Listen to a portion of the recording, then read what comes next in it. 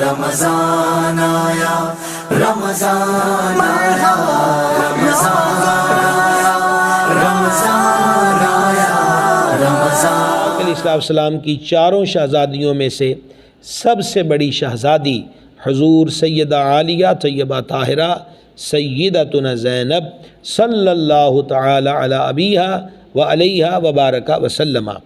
ہمارے آقا علیہ السلام کی دوسری شہزادی پاک جو ہیں ان کا نام نامی اسم گرامی رقیہ ہے۔ رقیہ کا معنی ہے ترقی کرنے والی، اور یہ حضرت سیدہ مخدومہ زینب پاک رضی اللہ تعالی عنہا سے عمر میں چھوٹی ہیں۔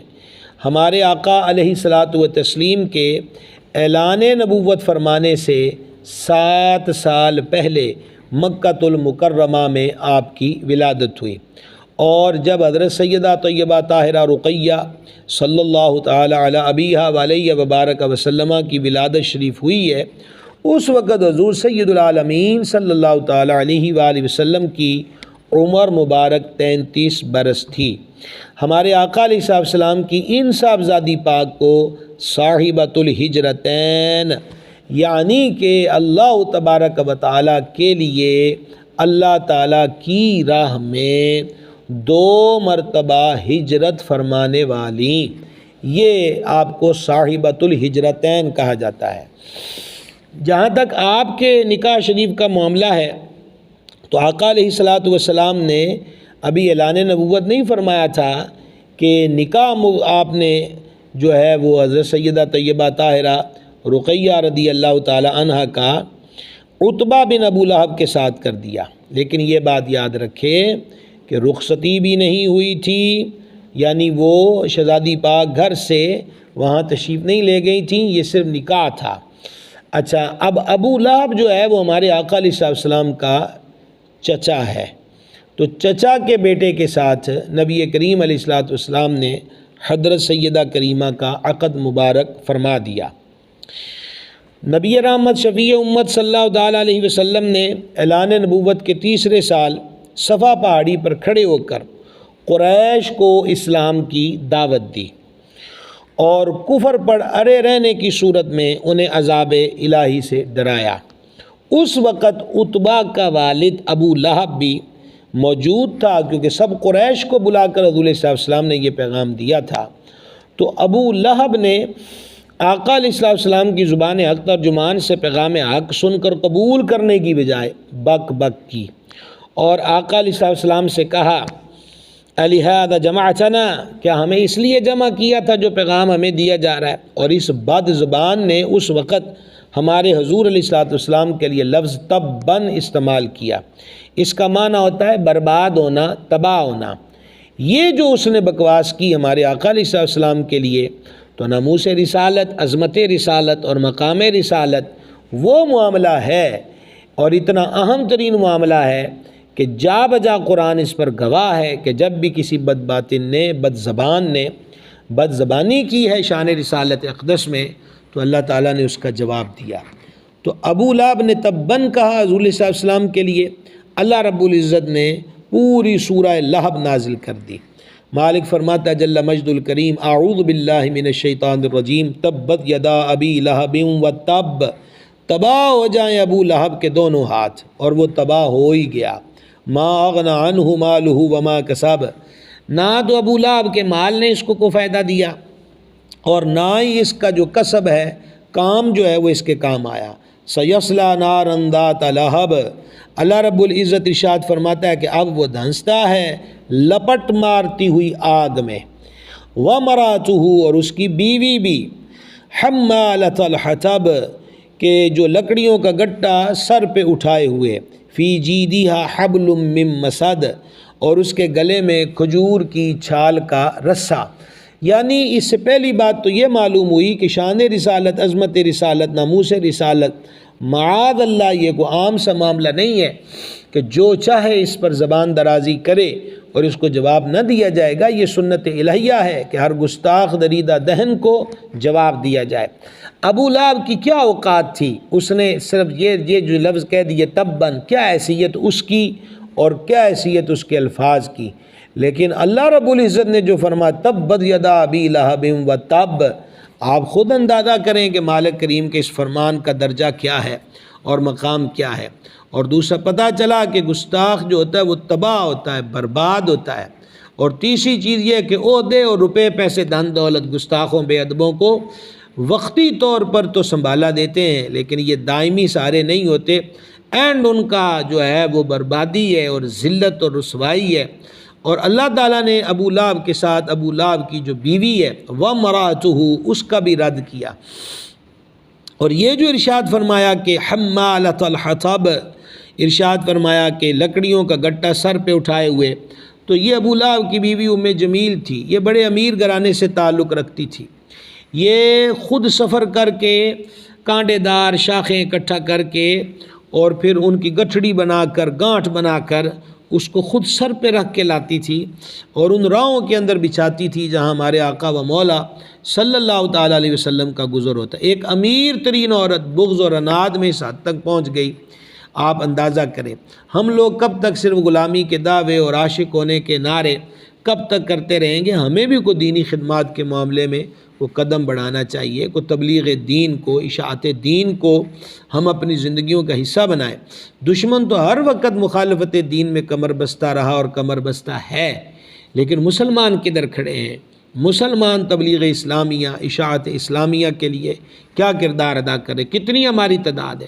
ہم نے تبلیغ کو، دعوت کو، نیکی کی دعوت کو، ان سب امور کو صرف مولانا صاحب سے نتھی کر رکھا ہے کہ یہ تو مولانا لوگوں کا کام ہے۔ ہر فرد کی ذمہ داری ہے کہ وہ نبی کریم علیہ الصلوۃ والتسلیم کی تعلیمات کو عام کرے۔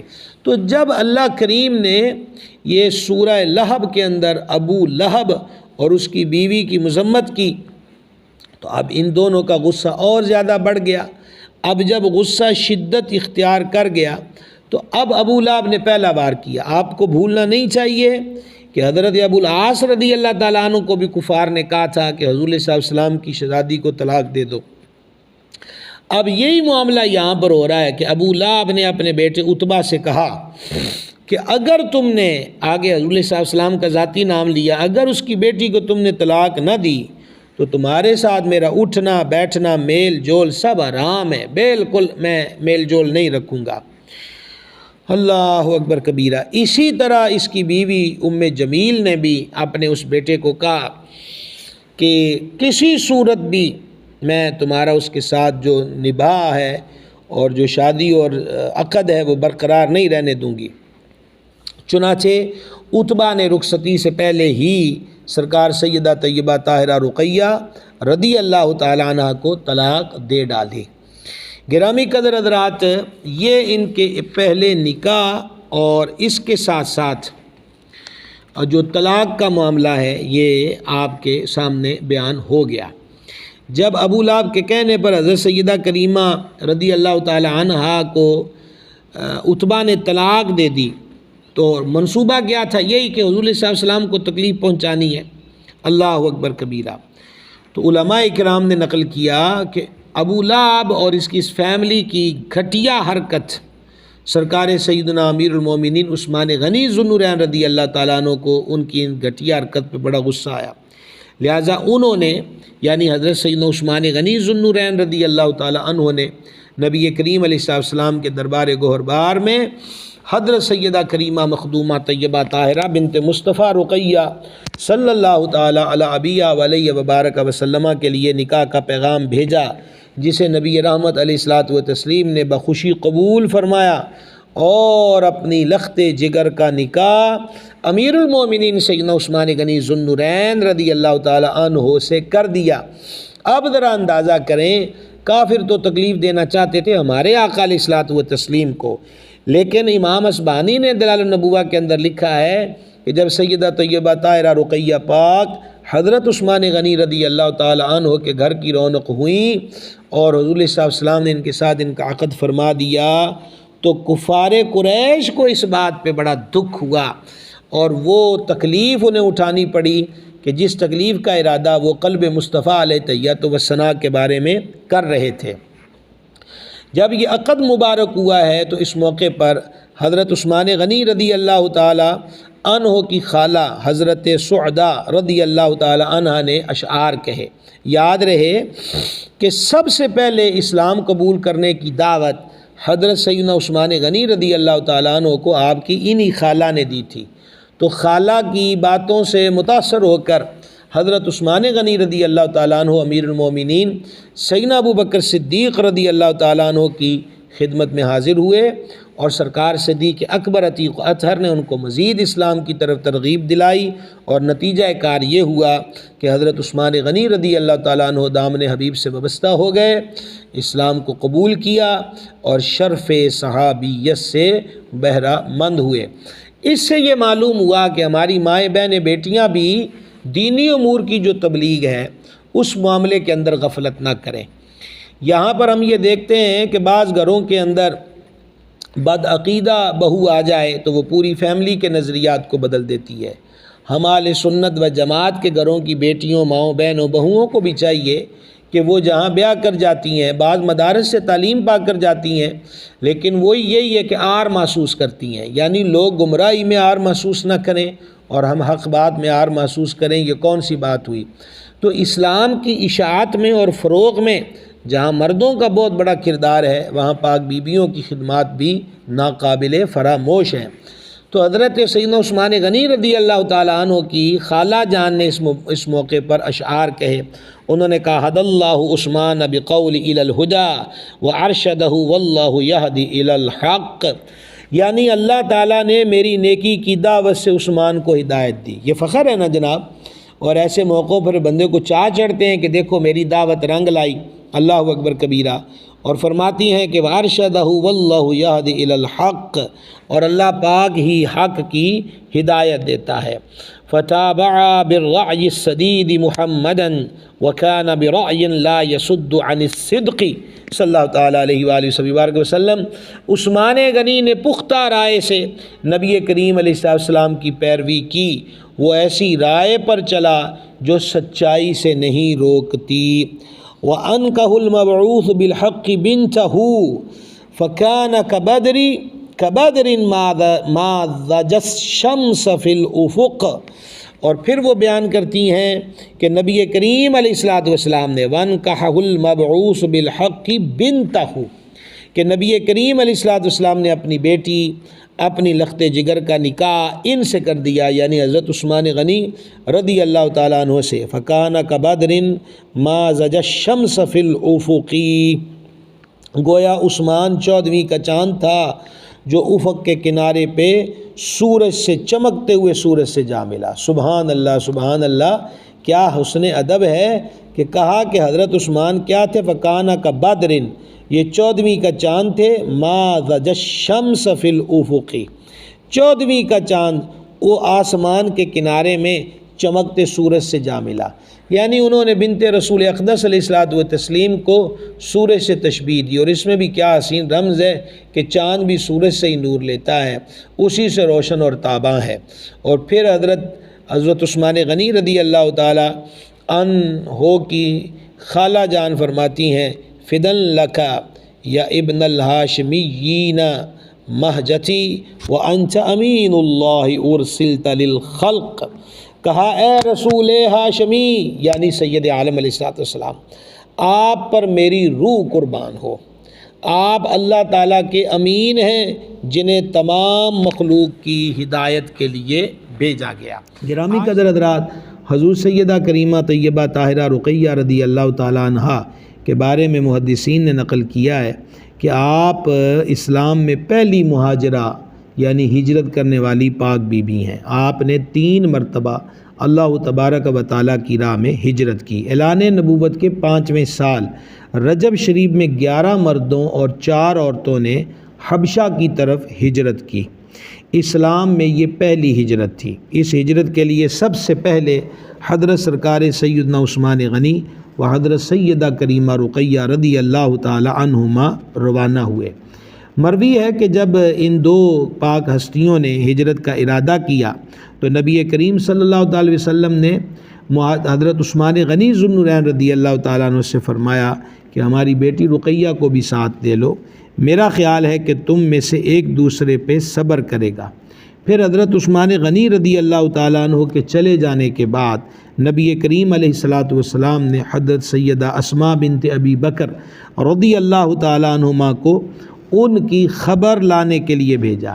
انہوں نے آ کر بتایا کہ یا رسول اللہ علیہ السلام، حضرت عثمان غنی رضی اللہ تعالیٰ عنہ نے پالان لگا ہوا دراز گوشت نکالا اور اس پر حضرت سیدہ کریمہ رقیہ پاک کو سوار کر کے سمندر کی طرف روانہ ہو گئے۔ نبی کریم صلی اللہ تعالیٰ علیہ وسلم نے اس موقع پہ فرمایا، اے ابو بکر رضی اللہ تعالیٰ عنہ، حضرت ابراہیم و حضرت لوط علیہ السلام کے بعد یہ دونوں پہلے مہاجر راہ خدا میں ہجرت کرنے والے ہیں۔ حضرت ابراہیم علیہ السلام نے بھی اپنی زوجہ پاک کے ساتھ ہجرت فرمائی، حضرت لوط علیہ السلام نے بھی اپنے گھر والوں کے ساتھ ہجرت فرمائی، تو نبی کریم علیہ السلام نے اپنی شہزادی سیدہ کریمہ طیبہ حضرت رقیہ رضی اللہ تعالی عنہ و حضرت عثمان غنی جو آپ کے شوہر ہیں، ان کی ہجرت پر یہ شاندار بات کا اظہار فرمایا کہ ان دو پاک نبیوں کے بعد اللہ تعالیٰ کی راہ میں ہجرت کرنے والا یہ پہلا جوڑا ہے۔ اب یہ تھی پہلی ہجرت، اس کے بعد حبشہ کی طرف دوسری ہجرت ہوئی ہے۔ یہ جو حبشہ میں مہاجرین گئے تھے اسی سال شوال میں واپس آ گئے، رجب میں روانگی ہوئی اور شوال میں واپسی ہوئی۔ کچھ عرصے کے بعد نبی مکرم صلی اللہ تعالیٰ علیہ وآلہ وسلم نے دوبارہ ہجرت کا حکم فرمایا۔ اس بار 83 مرد اور 18 عورتوں نے ہجرت کی، 83 مردوں نے اور 18 عورتوں نے ہجرت کی، اور ان میں حضرت سیدہ کریمہ رقیہ پاک و حضرت سرکار سیدنا عثمان غنی ذو النورین رضی اللہ تعالی عنہ شامل تھے۔ اس بار جو حبشہ سے کی طرف روانگی ہوئی ہے، اس روانگی سے پہلے حضرت عثمان غنی ذو النورین رضی اللہ تعالیٰ عنہ نے نبی کریم علیہ السلام کی بارگاہ میں عرض کی کہ حبشہ کی طرف ہماری پہلی ہجرت ہوئی، یہ دوسری ہے، لیکن یا رسول اللہ علیہ السلام، نہ پہلی ہجرت میں آپ کی رفاقت نصیب ہوئی اور نہ اس ہجرت میں آپ کی رفاقت نصیب ہو رہی ہے۔ تو آقا و مولا علیہ السلام نے فرمایا، تم اللہ کی طرف اور میری طرف ہجرت کر رہے ہو، یہ دونوں ہجرتیں تمہارے لیے ہیں۔ سبحان اللہ۔ ایک تو حضرت عثمان غنی رضی اللہ تعالیٰ عنہ کا یہ جذبہ اور جذبہ صادقہ، اور دوسری طرف ہمارے آقا و مولا علیہ السلام کی تصدیق کی مہر لگانا کہ تم یہ ہجرت اللہ اور اس کے رسول کی طرف کر رہے ہو، اور یہ ان کی ہجرت اللہ اور اس کے رسول کی طرف ہجرت قرار خود نبی مکرم صلی اللہ تعالیٰ علیہ وآلہ وسلم نے فرمائی ہے۔ تیسری ہجرت ہے یہ مدینہ منورہ کی طرف۔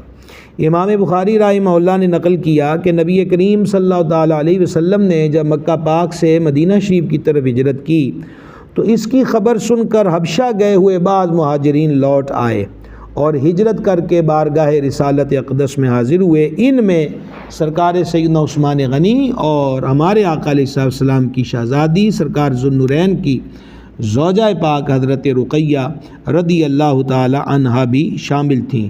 تو گویا پہلی حبشہ کی طرف ہجرت، پھر دوسری ہجرت، اور پھر تیسری ہجرت حبشہ کی طرف سے، حبشہ سے مدینہ منورہ کی طرف۔ تو یہ اس عظیم جوڑے کو یہ ہجرت اللہ تعالیٰ کی راہ میں نصیب ہوئی ہے۔ نبی کریم صلی اللہ تعالیٰ علیہ وسلم نے جب پہلی ہجرت فرمائی ہے سرکار ذو النورین نے اور حضرت کریمہ نے ساتھ، تو آقا و مولا صلی اللہ تعالیٰ علیہ وسلم فکر مند رہتے ان کے بارے میں، اور گاہے گاہے حضور علیہ السلام باہر تشریف لاتے کہ کوئی آتا جاتا مسافر ملے تو اس سے اس مبارک جوڑے کے بارے میں خیریت پوچھی جائے۔ ایک روز قریش کی ایک خاتون حبشہ سے مکہ آئی، اس نے بتایا سرکار علیہ السلام کو کہ میں نے آپ کے داماد کو حبشہ جاتے دیکھا ہے، اور انہوں نے اپنی زوجہ پاک کو دراز گوشت پہ سوار کر رکھا تھا اور خود سواری کو ہانکتے ہوئے پیدل چل رہے تھے۔ یہ سن کر نبی مکرم صلی اللہ تعالیٰ علیہ وسلم نے دعا فرمائی، اللہ ان دونوں کی حفاظت فرمائے۔ اس سے ایک چیز حضرت عثمان غنی اور بنت مصطفیٰ کی 3 ہجرتیں صلی اللہ تعالیٰ علیہ وسلم ورضی اللہ تعالیٰ عنہما۔ دوسری چیز آقا علیہ السلام کو اس جوڑے کی فکر اور پھر ان کی خبر گیری۔ اور تیسری چیز جو ابھی آپ نے سنی ہے وہ یہ ہے کہ حضرت عثمان غنی رضی اللہ تعالی عنہ نے بنت مصطفیٰ اپنی زوجہ پاک کو سواری پر بٹھایا ہے اور خود پیدل چل رہے ہیں۔ معلوم ہوا کہ یہ تصور اور تشخص جو اسلام کے بارے میں منفی پروپیگنڈا ہے، عورت کو پاؤں کی جوتی اور ملازمہ اور قیدن سمجھا گیا یا بتایا گیا، ہرگز اسلام کا ایسی خرافات اور ایسی افواہوں سے اسلامی تعلیمات کا کوئی تعلق نہیں۔ اسلام کی جھلک تو یہ ہے کہ زوجہ پاک کو سواری پر بٹھایا ہے اور سیدنا عثمان غنی رضی اللہ تعالی عنہ پیدل چل رہے ہیں۔ یہی سیرت کے وہ روشن پہلو اور ابواب ہیں کہ جن کو ہم آج پھر پڑھیں تو معاشرے کے اندر جو تلخیاں، میاں بیوی کے بیچ میں جو ناراضگیاں اور خفگیاں اور دوریاں ہیں وہ دور ہو سکتی ہیں۔ بہت بڑا نقصان اور بہت بڑا آپ کہہ لیجئے کہ دوریوں کا سبب جو ہے وہ یہ بات ہے کہ میاں بیوی ایک دوسرے سے حقوق مانگتے ہیں۔ ہمارا مشورہ یہ ہے کہ اللہ اور اس کے رسول جل جلالہ علیہ السلام کی تعلیمات کو پڑھا جائے اور اس کی روشنی میں ایک دوسرے کو حقوق دیے جائیں، اور جب ایک دوسرے کو حقوق دیے جائیں گے تو انشاءاللہ عز و جل گھر جو ہے وہ خوشیوں کا گہوارہ ہو جائے گا۔ گرامی قدر حضرات، حضرت سیدہ کریمہ طیبہ طاہرہ بنت مصطفیٰ سیدتنا رقیہ صلی اللہ تعالی علی ابیہا و علیہ وبارک وسلم جب ہجرت کر کے حبشہ میں تشریف لائیں تو بعض وہاں کے نوجوانوں نے اس پاک ذات کو تعجب خیز نگاہوں سے دیکھا، اور یہ کئی مرتبہ عمل ہوا جس سے ہمارے آقا علیہ السلام کی شہزادی پاک کو اذیت ہوتی تھی۔ چنانچہ حضرت سیدہ رقیہ پاک رضی اللہ تعالیٰ عنہ نے ایک دن اللہ تعالیٰ کی بارگاہ میں ان کے خلاف دعا فرمائی تو ایک جنگ کے دوران یہ سارے نوجوان جو ہیں وہ ہلاک ہو گئے۔ یہ امام زرقانی رحمہ اللہ نے مواہب لدنیہ کی شرح میں اس بات کو نقل کیا جو ابھی آپ کو سنائی ہے۔ حضرت سیدہ طیبہ طاہرہ رقیہ بنت مصطفیٰ صلی اللہ تعالی علی ابیہا و علیہ وبارک وسلم کا وصال اقدس، اور وصال اقدس جو ہے اس کے بارے میں جیسے کل بھی میں نے عرض کیا کہ ہمارے ہاں یہ بڑی عجیب بات ہے کہ ماہ رمضان آتا اور چلا جاتا ہے، لیکن کتنے حلقے ہیں کہ جہاں حضور صلی اللہ علیہ وسلم کی ان شہزادی کریمہ کا تذکرہ ہو اور ان کو یاد کیا جاتا ہو اور ان کی بارگاہ میں خراج عقیدت پیش کیا جاتا ہو۔ رمضان المبارک کی 12 تاریخ کو، رمضان المبارک کی 12 تاریخ کو، اور یہ ہجری سن 2 تھا، سن 2 ہجری، رمضان شریف کی 12 تاریخ کو جب نبی مکرم صلی اللہ تعالیٰ علیہ وسلم غزوہ بدر کے لیے روانہ ہو رہے تھے، اس وقت حضرت سیدہ کریمہ طیبہ رقیہ رضی اللہ تعالی عنہا سخت بیمار تھیں۔ نبی کریم علیہ الصلاۃ والتسلیم نے حضرت عثمان غنی ذو النورین رضی اللہ تعالیٰ عنہ کو حکم دیا کہ وہ ساتھ نہ جائیں اور وہ ہماری شہزادی اور اپنی زوجہ پاک کی خبر گیری اور تیمارداری اور دیکھ بھال میں مصروف رہیں۔ یہ ڈیوٹی حضرت عثمان پاک رضی اللہ تعالیٰ عنہ کی آقا علیہ السلام نے خود لگائی۔ 17 رمضان المبارک کو حق و باطل کا وہ عظیم الشان معرکہ یعنی غزوہ بدر پیش آیا، جس میں 313 کے قریب نفوس قدسیہ نے استقامت کے جوہر دکھائے اور عرشوں سے مدد پہنچی، اور 1000 کے قریب مکہ سے آئے ہوئے سورمے جو ہیں ان کا غرور خاک کے اندر ملا۔ ہم دعا کرتے ہیں کہ مالک کریم ان 313 بدر والوں کے طفیل غزہ کے مظلوموں کی مدد فرمائے، اور اللہ تعالیٰ اسلامی ممالک کے سربراہوں کو فضائے بدر پیدا کرنے کا جو ذوق ہے وہ نصیب فرمائے۔ بہت ناگفتہ بے حالت ہے، ناقابل بیان اور دل خراش داستانیں ہیں۔ ان چند مہینوں کے اندر فلسطین والوں کے ساتھ جو ہوا اس کی مثال پہلے نظر نہیں آتی۔ ایک تسلسل ہے شہادتوں کا، ایک تسلسل ہے بمبارمنٹ کا، ایک تسلسل ہے لاشوں کے اٹھنے کا اور جنازوں کے اٹھنے کا۔ اللہ تعالی ہمارے ان مجبور بھائیوں کی مدد فرمائے۔